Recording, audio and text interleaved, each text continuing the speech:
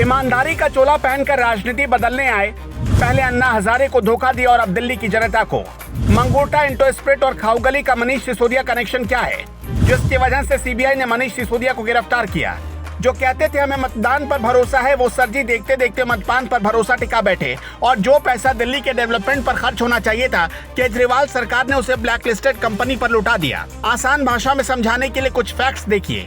21 जुलाई को केजरीवाल सिंगापुर जाना चाहते थे, सारी तैयारी हो गई, लेकिन अचानक उनके इस यात्रा पर दिल्ली के उपराज्यपाल विनय कुमार सक्सेना ने रोक लगा दी और कुछ ही घंटे बाद यानी 22 जुलाई को दिल्ली में एक्साइज पॉलिसी की जाँच की सिफारिश सीबीआई को भेज दी गयी। अभी तक लोग यही मानते थे कि केजरीवाल मोदी विरोधी हैं, इसलिए शायद मनीष सिसोदिया की गिरफ्तारी हुई होगी, लेकिन सच्चाई क्या है वो देखिए। आखिर 21 और 22 जुलाई के बीच दिल्ली में इतना सब कुछ क्यों हुआ?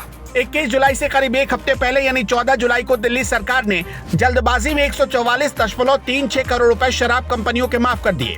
नियम ये कहता है कि इसके लिए कैबिनेट की बैठक बुलाई जानी थी और ये रियायत देने से 48 घंटे पहले दिल्ली के उपराज्यपाल के पास फाइल चली जानी चाहिए थी। जिन कंपनियों का पैसा माफ किया गया उनमें एक कंपनी थी खाऊगली। ये एक ब्लैकलिस्टेड कंपनी थी, लेकिन दिल्ली के एक्साइज मिनिस्टर मनीष सिसोदिया ने उस पर मेहरबानी दिखाई। 21 जुलाई को अरविंद केजरीवाल सिंगापुर जा रहे थे, यह उनकी प्राइवेट यात्रा थी, लेकिन कुछ मीडिया रिपोर्ट्स दावा करती हैं कि दिल्ली के उपराज्यपाल ने केजरीवाल को परमिशन नहीं दिया, क्योंकि दिल्ली सरकार की शराब नीति में केजरीवाल की भूमिका भी शक के दायरे में है। नई पॉलिसी के तहत रात के 3 बजे तक लिकर की दुकानें खुलने लगी। इस नीति के लागू होने के बाद दिल्ली के कुल 32 जोन में कुल 850 में से 650 दुकानें खुल गई। दिल्ली के एक वार्ड में पहले एक या कहीं कहीं एक दुकानें भी नहीं होती थी, लेकिन अब 2 या 2 से ज्यादा दुकानें खोल दी गई। माजरा सिर्फ इतना भर नहीं था, मंगोटा, इंटोस्प्रिट और खाऊगली ये 3 कंपनियों ने शराब टेंडर में हाथ आजमाया था। श्रीनिवास आलू रेड्डी नाम के किसी व्यक्ति से इन कंपनियों के डायरेक्ट लिंकेज के आरोप हैं। इन हर कंपनियों में तीनों कंपनियां साझेदार थी, यानी एक को प्रॉफिट का मतलब तीनों में प्रॉफिट का हिस्सा पहुंचना,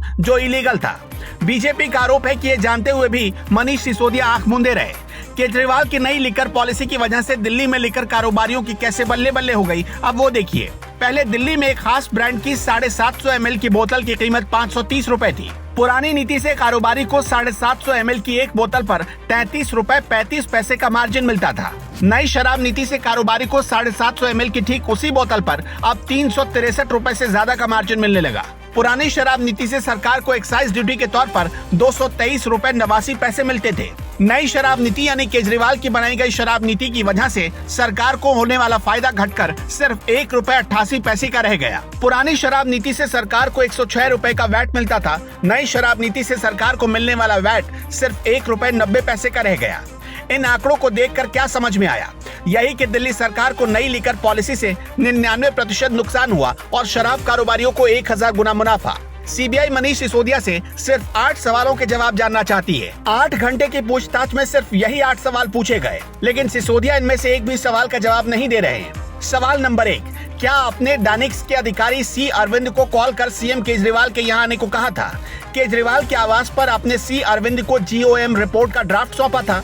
सवाल नंबर 2, क्या जीओएम मीटिंग में प्राइवेट संस्थाओं को थोक व्यापार देने पर कोई चर्चा हुई थी? सवाल नंबर 3, क्या इस मीटिंग में यह भी चर्चा हुई थी कि प्राइवेट संस्थाओं के लिए 12% का मार्जिन तय किया जाएगा? सवाल नंबर 4, इस 12% मार्जिन में कथित तौर पर 6% रिश्वत ली गई? अगर हाँ, तो कुल मिलाकर रिश्वत के रूप में कितने पैसे आए?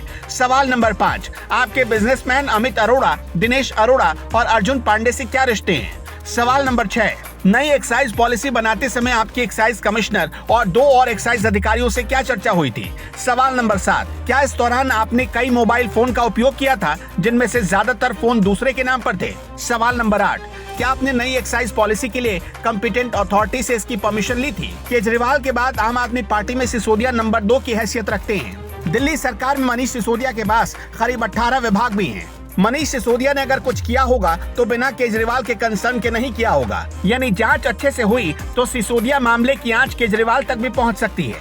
वैसे दिल्ली में जो हो रहा है उस पर आपका क्या कहना है, हमें कमेंट बॉक्स में जरूर बताइएगा।